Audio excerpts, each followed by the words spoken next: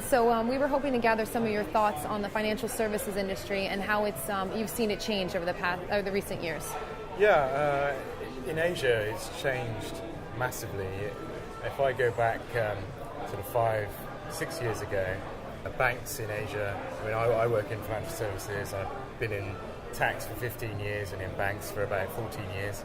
And in Asia, the transfer pricing has changed massively.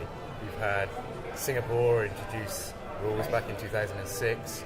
We've had Indonesia in the last few years introduce transfer pricing requirements.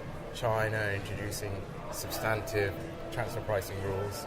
So really, if we go back sort of 5-6 years, financial services institutions weren't so worried about Asia, whereas now there's real cash tax at stake. Sure. The regimes that have been introduced are substantive, and the compliance requirements are substantive. So it's really changed globally and in Asia in particular quite significantly. And in one of the sessions, we had discussed some capital and funding issues. What are your thoughts on that and how that's going to affect the industry? Yeah, I mean, capital and funding within financial services has been a big issue since the financial crisis. I mean, pre-financial crisis, the sort of liquidity and funding was almost viewed as a routine function. Everyone thought liquidity and funding was freely available right. and would go on forever.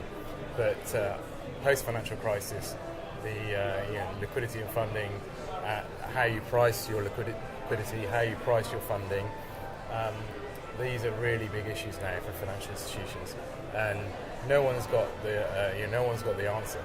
And tax authorities now are starting to scrutinise how this should be done, and everyone's got a different view. But it's a big challenge for financial services institutions now and going forward.